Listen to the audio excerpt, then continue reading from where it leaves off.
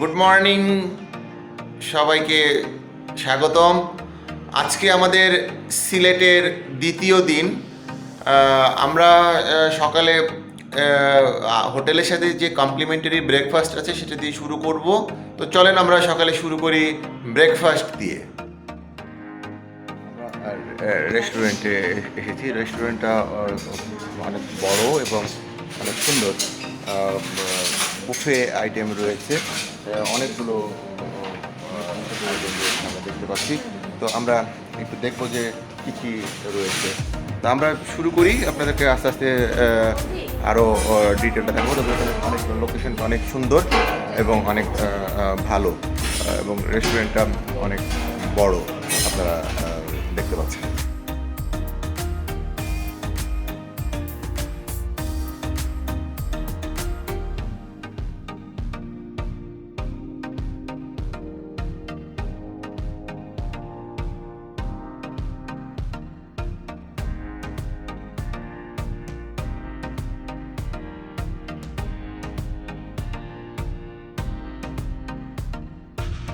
আজকে আমাদের দ্বিতীয় দিনের যে আইটেমগুলো আছে আমরা নিয়ে এসেছি কিছু মিষ্টি, কিছু চাউমিন, এবং এদিকে ক্লিয়ার স্যুপ এবং ড্রিঙ্কস রয়েছে।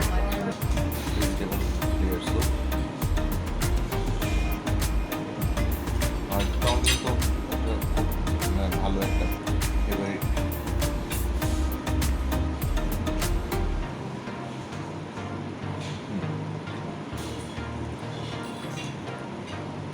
আমরা রুমে যেটা অর্ডার দিয়েছি সেম প্লেসটা এখানে দেখতে পাচ্ছি। একটা গাড়ি কার ভাড়া করেছি, যেটা দিয়ে আমরা আজকে সারাটা দিন এই জাফলং রোডে যে কয়টা টুরিস্ট এরিয়া আছে সেগুলো কভার করার চেষ্টা করব। আর আমাদের সাথে যে আজকে যে সব ঘটনাগুলো ঘটবে, আমরা যা কিছু করব সব আপনাদের সাথে শেয়ার করব। যাচ্ছি, এই যে দেখছেন শাহপরান রহমাতুল্লাহ আলাইয়ের মাজার শরীফ রয়েছে এখানে। আমরা এখন এখানে যেতে পারলাম না, কিন্তু আসলে এটা মাজার শরীফের মেন ফটক আর কি। ভেতরের দিকে গেলে আমরা মাজার শরীফটাকে পেয়ে যাব। আমরা জাফলং যেতে যেতে এই আগুন পাহাড় নামে খ্যাত যে জায়গাটায় গ্যাস ফিল্ড থেকে উৎপাদন হয় নাই এরকম একটা জায়গা, যেখানে আগুন পাহাড় আগুন জ্বলে আর কি। তো আমরা যাই ওই জায়গাটা যাওয়ার যে লোকেশনের রাস্তাটা দেখছেন, এটা এইভাবেই আর কি। এখান থেকে কত দূরে হবে? এই আমরা প্রায় চলে এসেছি, আপনারা ভিউটা দেখেন। আমরা দূর থেকে দেখতে পাচ্ছি যে আগুন পাহাড়ের সেই অংশটা। এখানে অনেকেই দেখছি যে দর্শনার্থী এসেছেন আজকে আমাদের মতন। যাচ্ছি, ওই যে আপনারা যে পাহাড়টা দেখছেন, আমরা এখানে নামবো, নেমে পাহাড়ের দিকে এগিয়ে যাব। এই যে আমরা পাহাড় দেখছি, দূরে পাহাড় দেখা যাচ্ছে, এবং এইটা হচ্ছে সেই আগুন পাহাড়।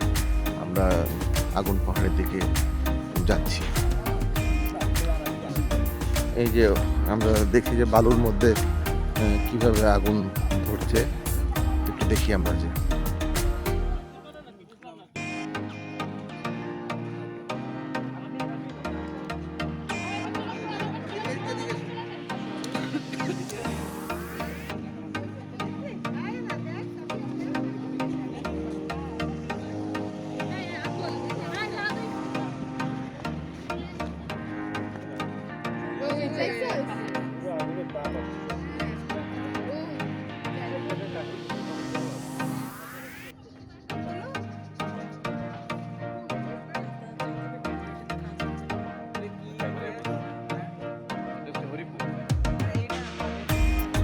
গরম বাইরে।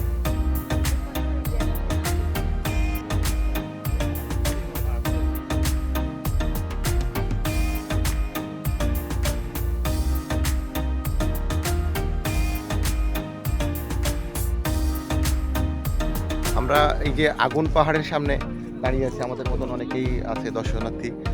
আপনারা দেখলেন এখানে কিভাবে এই জায়গায় সামান্য কাঠি দিয়ে নাড়া দিলেই আগুন জ্বলছে, এবং অনেকে আমাদের মতন অনেকে আসছে। এই যে পেছনে দেখেন,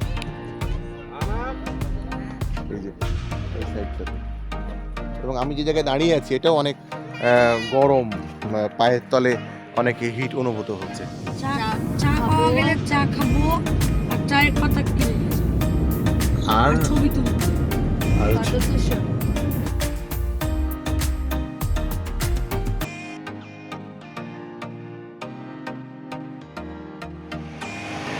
আমরা একটা চা বাগানে এসেছি।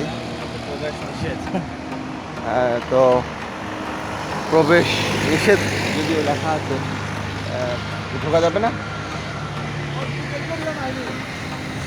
এই গাছটা থেকে মধু পাওয়া যায়, যে ফুলটা আছে না, হ্যাঁ, ছোটবেলা আমরা এটা থেকে মধু খাইতাম।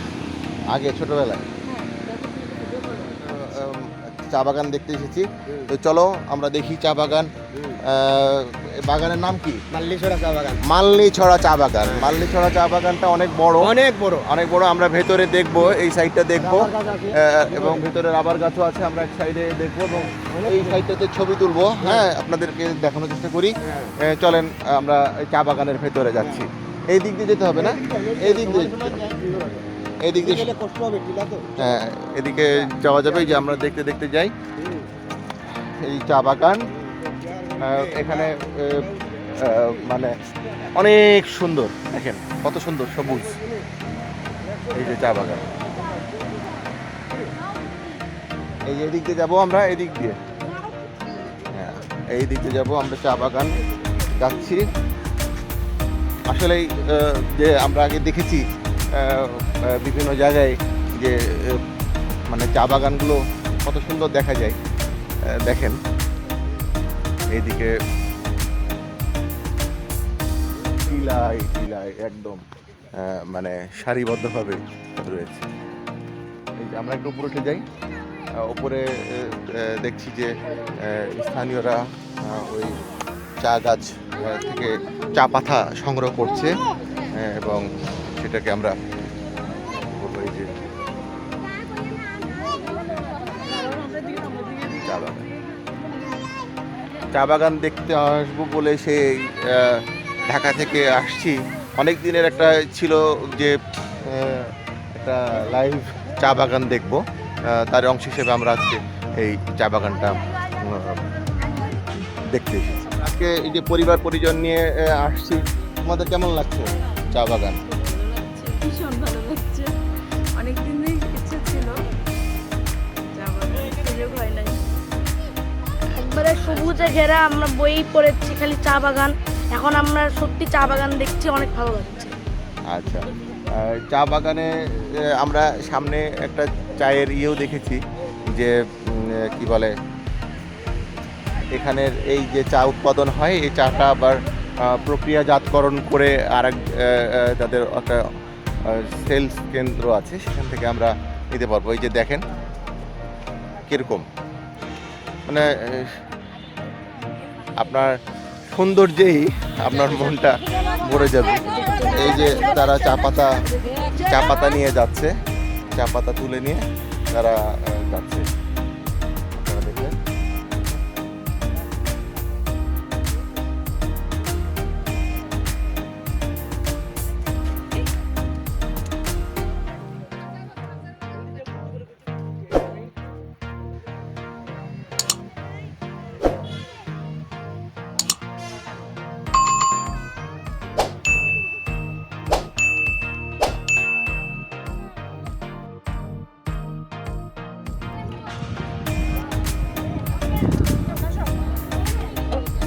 এই যে আমরা যাচ্ছি রাতারগুল